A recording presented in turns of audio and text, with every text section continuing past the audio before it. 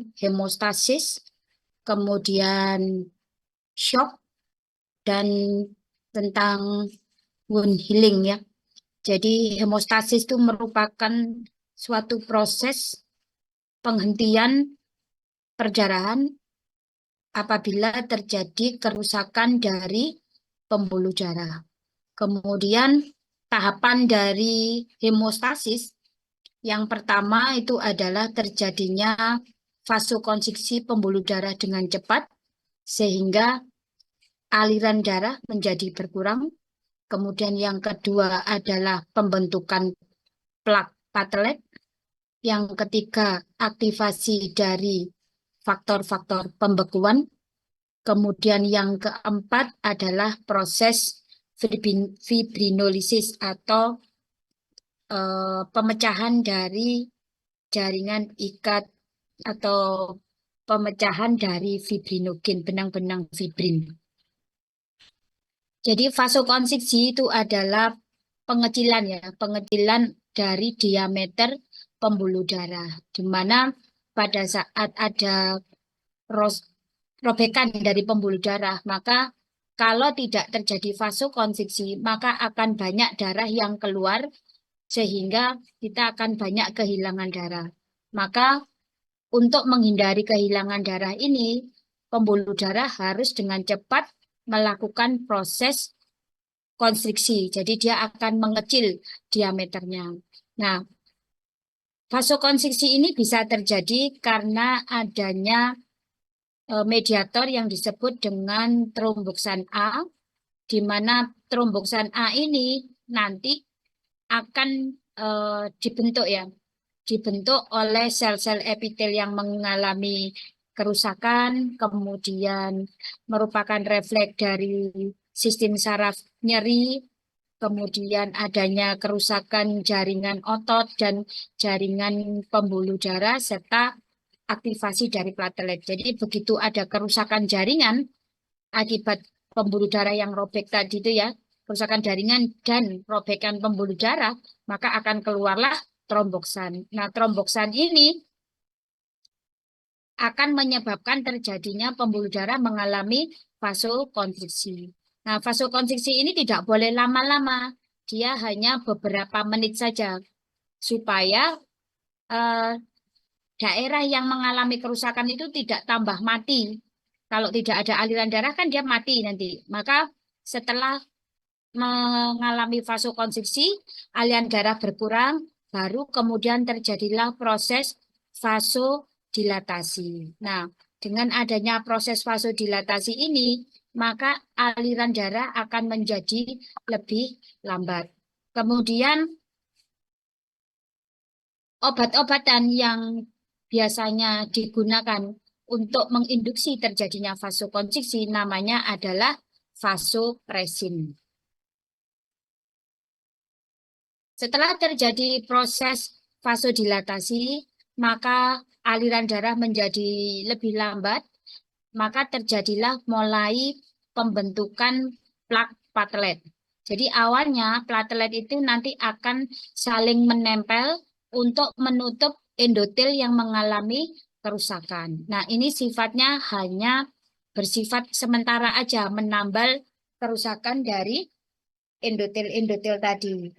Kemudian endotel-endotel tadi itu akan bisa saling bergabung atau saling menempel gitu ya. Itu disebabkan karena banyak mediator, yaitu ADP, von Willebrand faktor, tromboksan A2, PDGF, VEGF, serotonin, dan faktor-faktor koagulasi. Ini yang akan menyebabkan platelet-platelet tadi saling numpuk, saling gerembel, kemudian dia akan menutup atau menambal pembuluh darah yang mengalami kerusakan.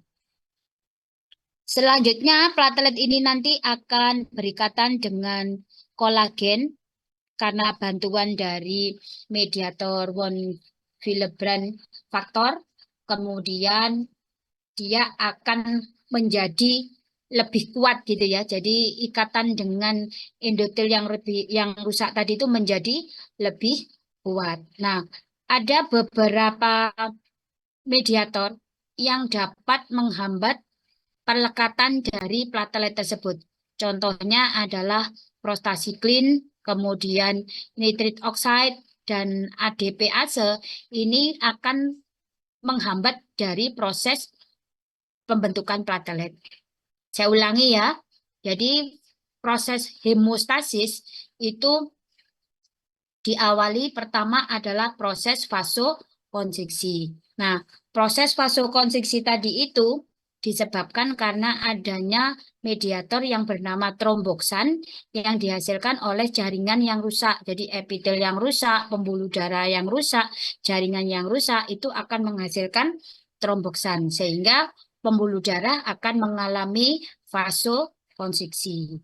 Kemudian vasokonstriksi itu hanya berlangsung beberapa detik, tidak boleh terlalu lama. Selanjutnya akan terjadi proses vasodilatasi. Karena ada vasodilatasi, maka aliran darah itu menjadi lebih lambat. Sehingga platelet-platelet mulai bergerak menempel, kemudian menambal dari kerusakan endotel dari pembuluh darah. Nah, proses menambal untuk membentuk plak dari platelet ini itu dibantu oleh mediator-mediator, misalnya platelet dari PDGF ya, platelet derived growth factor, kemudian VEGF, vascular endothelial growth factor, kemudian serotonin, ADP, von Willebrand factor ya. Itu adalah mediator-mediator yang mempunyai fungsi untuk membentuk plak platelet. Nah, setelah platelet-platelet tadi itu bergerombol kemudian menambal pembuluh darah yang mengalami kerusakan, supaya kuat maka dia akan masuk atau ada deposit dari jaringan ikat kolagen, kemudian juga akan berikatan dengan jaringan ikat fibrinogen, sehingga akan terbentuklah sumbat platelet yang lebih kuat.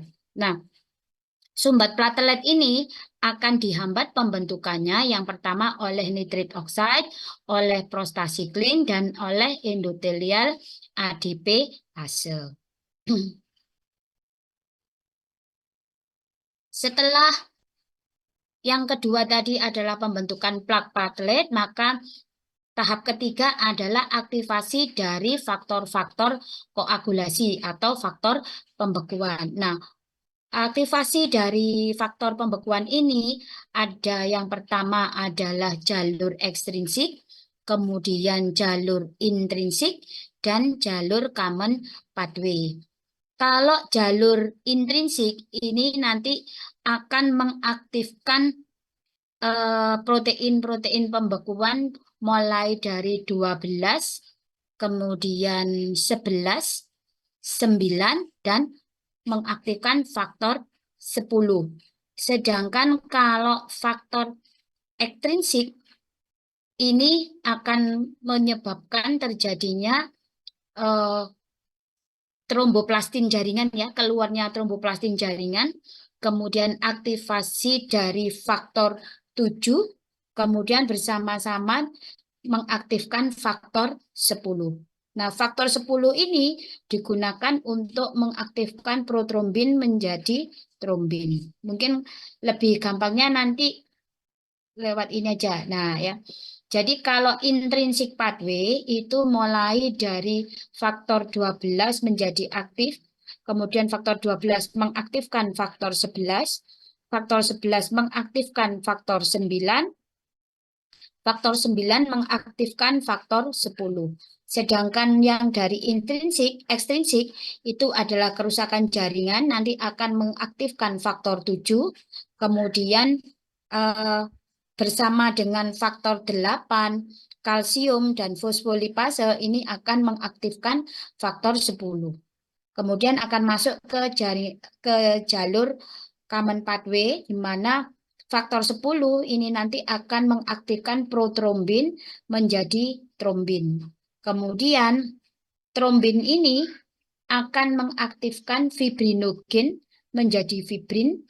Kemudian dengan bantuan faktor 13, nanti akan menyebabkan terbentuknya fibrin yang sudah stabil. Jadi pembekuan fibrin yang sudah stabil. Jadi ini adalah jalur aktivasi faktor-faktor pembekuan. Jadi ada jalur intrinsik, ada jalur ekstrinsik, dan jalur common pathway. Kalau jalur intrinsik itu mengaktifkan faktor 12, mengaktifkan faktor 11, mengaktifkan faktor 9, kemudian mengaktifkan faktor 10.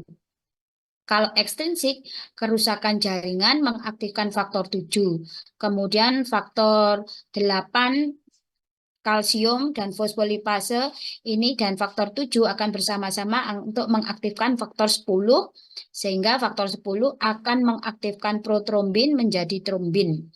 Trombin akan mengaktifkan fibrinogen menjadi fibrin. Faktor 13A akan membentuk fibrin menjadi fibrin, bekuan fibrin yang lebih stabil. Kemudian